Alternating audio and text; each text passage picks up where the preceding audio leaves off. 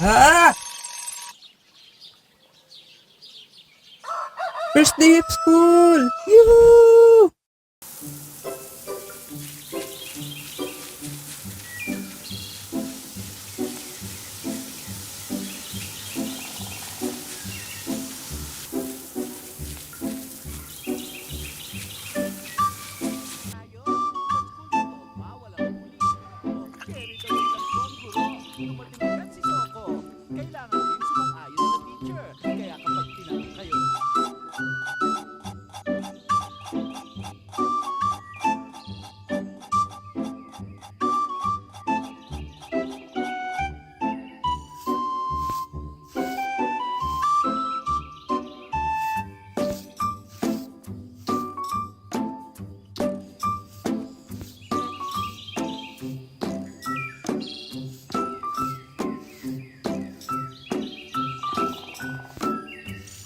Backpack check, uniform check, shoes check, baonan.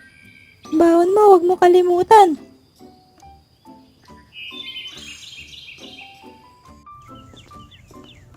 Back to school na ulit. Panibagong aral na naman ang matatanggap natin. Panibagong memories, friends, at iba pang mga bagay na maalala natin hanggang sa pagtanda. Pwedeng wholesome memories, minsan naman kahihiyan. Pero ang isa sa pinakamasaya sa back to school ay makita sila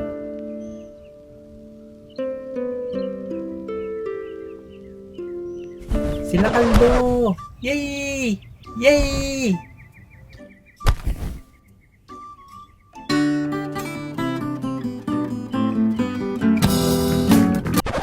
Kapag bata ka pa at di ka sanay makipag-usap sa marami, ay malamang isa ka sa mga katulad ko na nagkakautal-utal sa self-introduction.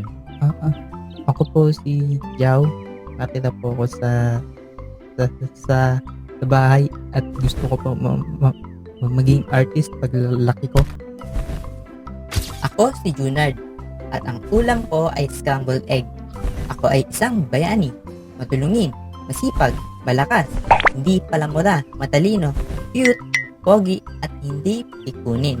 Ingay mo. Kalbo. Sino yun? Sino yun?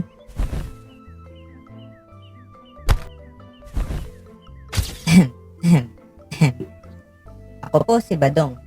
Oo, hindi bagay sa aking panlabas na kaanyuan ang aking pangalan. Kaya tinanong ko ang aking ina kung bakit ganito ang aking pangalan. Ang sabi niya, kakaselfon mo yan.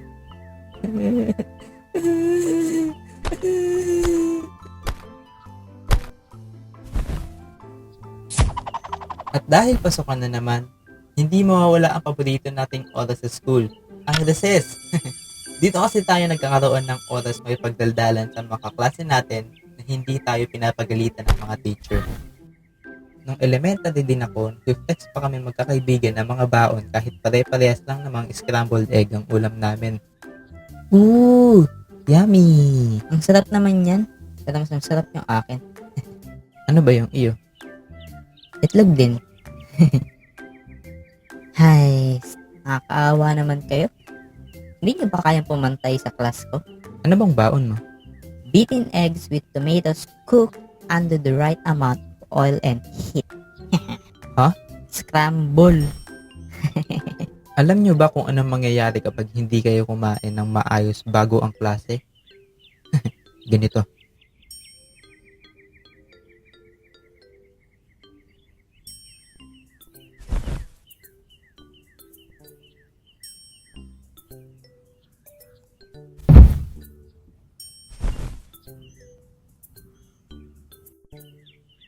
Pwede din humina ang resistensya mo. Magkaroon ka ng sipon at tubo ng parang ganito.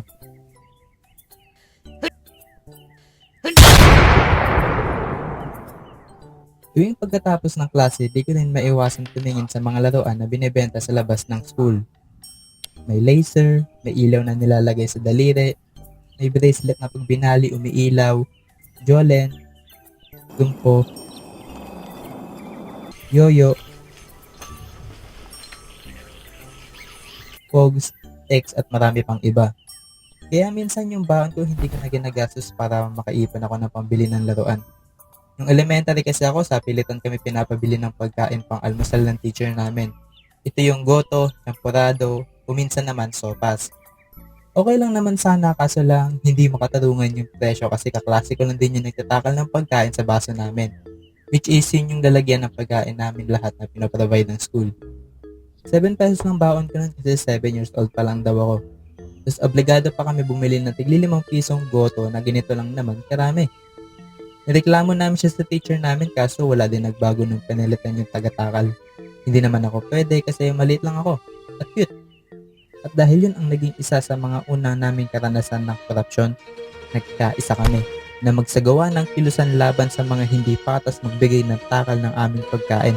De, joke lang. Ang ginawa namin, tinatago namin yung baon namin pera sa ilalim ng sira namin sapatos. Para kahit kapkapat kami wala silang mahanap at para makapag-ipon ako ng pera ng pambili ng gusto kong laruan.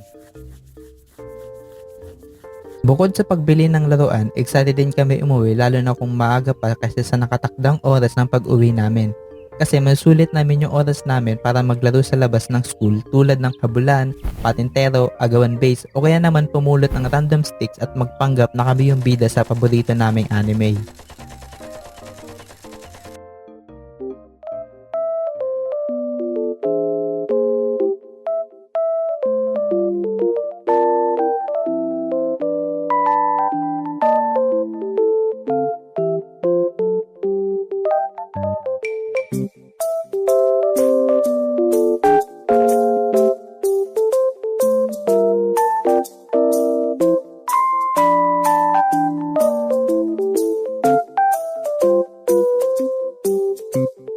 Thank you.